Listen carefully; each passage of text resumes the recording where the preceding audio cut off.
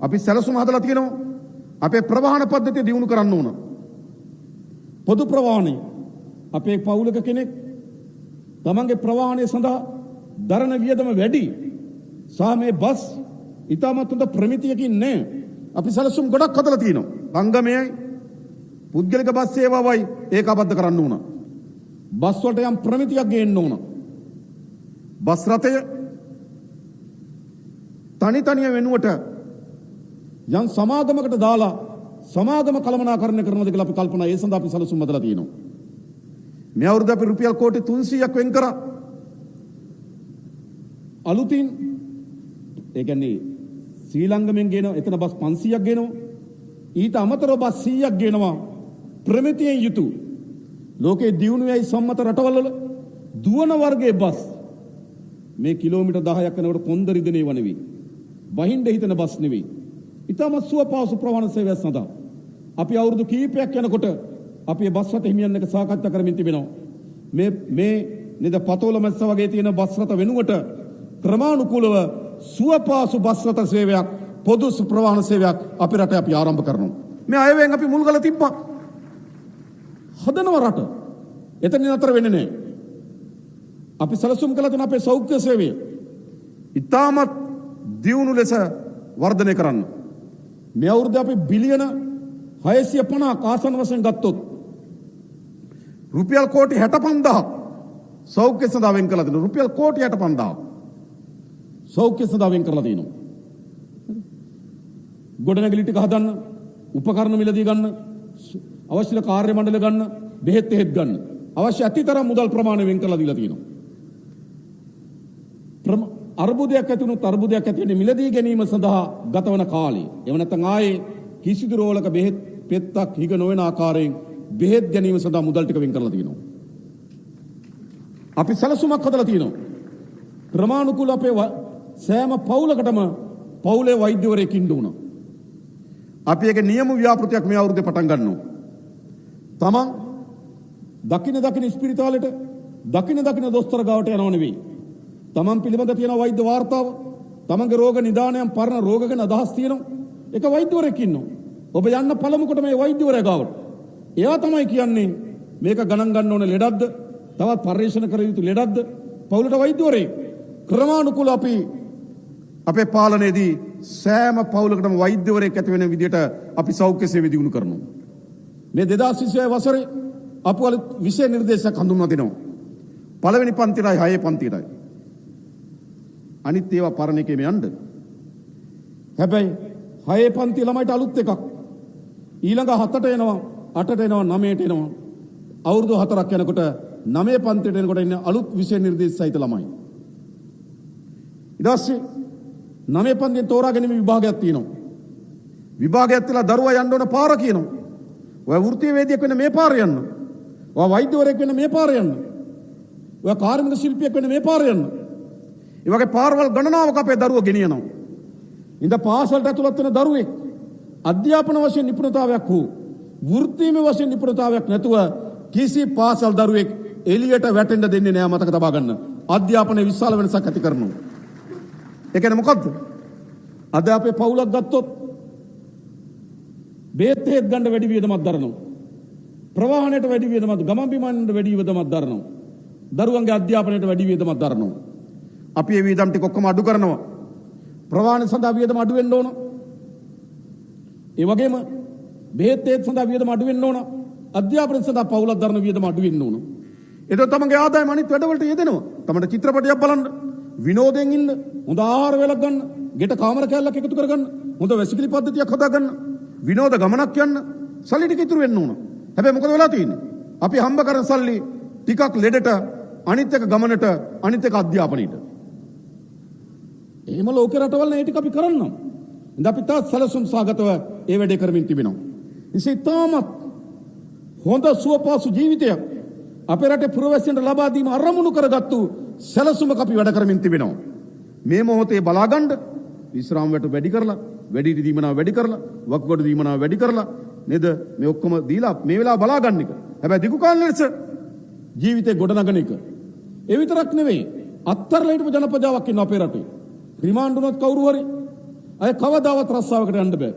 පොලිසියට ගිහපුවාම පොලිස් සහතිකේ ඉන්නේ කුඩු තිබිලා රිමාන්ඩ් වුණා කියලා.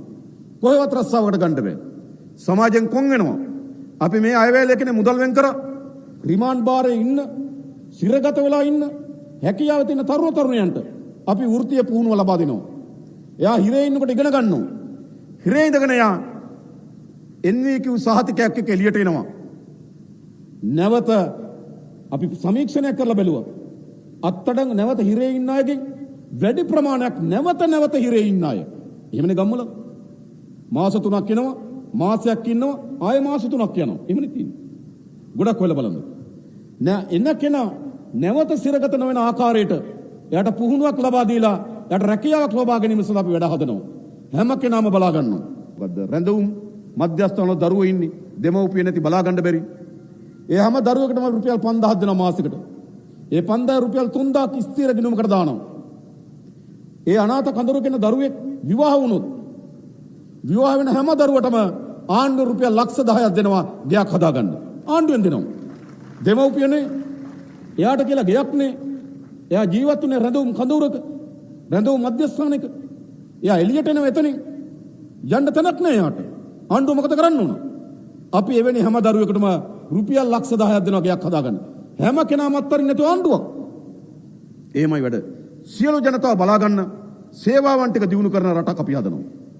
ඊට පස්සේ එතරින් නතරන ආර්ථික ස්ථාවරභාවයට ගේනවා. තවත් ආර්ථිකේ පිම්මක් ගන්නවා. අපේ ආර්ථික විශාල පිම්මක් ගන්න පුළුවන් සංචාර කර්මාන්තය. අපි ඔයගලන්ට කියන්නම් මේ 2025 වසර ලංකාවේ වැඩිම සංචාරකයන් එන වසර බවට පත් වෙනවා. මතකද? වැඩිම සංචාරක වෙන වසර. අපි ලක්ෂ 25 පන්නනවා ලක්ෂ 30ට කිට්ටු කරනවා. මතකද? හදලා තියෙනවා. හැබැයිම සංචාරකයන් එනකොට මොකද වෙන්න ඕන? ඒගොල්ලන්ට අවශ්‍ය වෙන හෝටල් ටික, ඒගොල්ලන්ට අවශ්‍ය වෙන යටිතල පාසුකම් ටික, වැසිකිලි පද්ධතිය මේ ඔක්කොම සංවර්ධනය වෙන්න ඕනකම තිබෙනවා. අලුත් තැන් වලට නම් යාලම පිරෙන එක හිර වෙන්න පටන් ගත්තොත් ආයේ සංචාරකයන්ට ඒක බාධාවක් වෙනවා. තව ලොකේෂන්, තව යන්න තැන් විශේෂම අනුරාධපුර සංචාර කර්මාන්තය තාමත් යෝග්‍යයි. අපේ පැරණිතම රාජධානිය. හැබැයි සංචාරක කේන්ද්‍රයක් නැතන අපි වැඩි දියුණු කරනවා. එන්ද මේ 25 වැඩිම සංචාරකයන් එනවා. 25 වාර්තා 26 කඩනවා. 26 වාර්තා 27 කඩනවා. මතක තියාගන්න. හැම වසරකම වර්ධනය වෙන ආර්ථිකය බවට සංචාර කර්මාන්තය පත් කරනවා. සැලසුම් හදලා තිබෙනවා. එතනින් නතර වෙන්නේ නැහැ. මේ වසර ලංකාවේ වැඩිම භාණ්ඩ සහ සේවා අපනයන කරපු වසර බවට පත් කරනවා. වැඩියෙන්ම පිටරටට භාණ්ඩ සහ සේවා අපනයන කරලා වැඩිම ආදායම උපයන අවුරුද්ද මේ 2025 අවුරුද්ද මතක තබා ගන්න. ඉතිහාසයේ වැඩිම අපනයන ආදායම උපයන අවුරුද්ද වෙනවා. එහෙමයි. ඒ විතරක්ද? මේ ඒ සඳහා අපි කර්මාන්ත දිරිගන්නනවා. අපනයන ගම්මාන හදන්න සැලසුම් කරලා තිබෙනවා. අපනයන කර්මාන්ත කරුණු සහාය දෙනවා. නීතිමය බාධා ඉවත් කරනවා. විශාල වැඩ කොටසක් අපි කරමින් තිබෙනවා. වැඩිම ඩොලර් ප්‍රමාණයක් භාණ්ඩ සහ සේවා පිටරට විකුණලා උපයන අවුරුද්ද මේ අවුරුද්ද. මෙතෙක් තිබුණු හැම අවුරුද්දකටම වඩා. ඒ වගේම විදේශගත ශ්‍රී ලාංකිකයන් අපේ රට ගැන විශ්වාස තිබලා මේ ආර්ථිකය කෙරෙහි විශ්වාසය තිබලා විදේශගත ශ්‍රී ලාංකිකයන් වැඩිම ඩොලර් ප්‍රමාණය වෙපු අවුරුද්ද බවට 2025 අවුරුද්දපත් වෙනවා. ඒ විතරක්ද? ආණ්ඩුවට වැඩිම ආදායම වෙන අවුරුද්දත් මේ 2025 අවුරුද්ද. හරි. ඒ කියන්නේ ආණ්ඩු භාණ්ඩාගාරයට වැඩිම සල්ලි යන අවුරුද්ද වෙනවා. අපි සැලසුම හැදුවා. දේශීය ආදායම් දෙපාර්තමේන්තුවට, අපි දේශීය ආදායම් දෙපාර්තමේන්තුවට මේ ජනවාරි පෙබරවාරි වල ඉලක්කයක් දුන්නා. දැන් මම බැලුවා ජනවාරි මාසේ පෙබරවාරි මාසේ දීපු ඉලක්කය, ඒ කියන්නේ අපි ලබා දුන්න ඉලක්කයට වඩා වැඩි ප්‍රමාණයකින් ආදායම උපයලා තිනවා දේශීය ආදායම් දෙපාර්තමේන්තුව. අපි බදු ගෙවන්න පොළඹවලා තිනවා. බදු ගෙවන මුදල් ආරක්ෂා කරනවා කියලා පෙන්නලා තිනවා. බදු ගෙවන අය විනද තමන් හොරකම් කරනවා, තමන්ගේ මුදල් නැති වෙනවා, තමන්ගේ මුදල් නාස්ති කරනවා කියලා බදු ගෙවන්නේ නැහැ. අද ක්‍රමානුකූලව පුරවැසියන් බදු ගෙවන්න පුරුදු වෙමින් තිබෙනවා. අපි මේ බදු ගෙවන හැම කෙනෙකුම කියනවා ඔබ බදු ගෙවීම පිළිබඳ ස්තුතිවන්ත වගේම ඔබ ගෙවන හැම බදු මුදලක්ම සෑම රුපියලක්ම අපි පරිස්සම් කරලා පෙරලා රට ජනතාවටත් ඒකෙන් වැඩ කරනවා.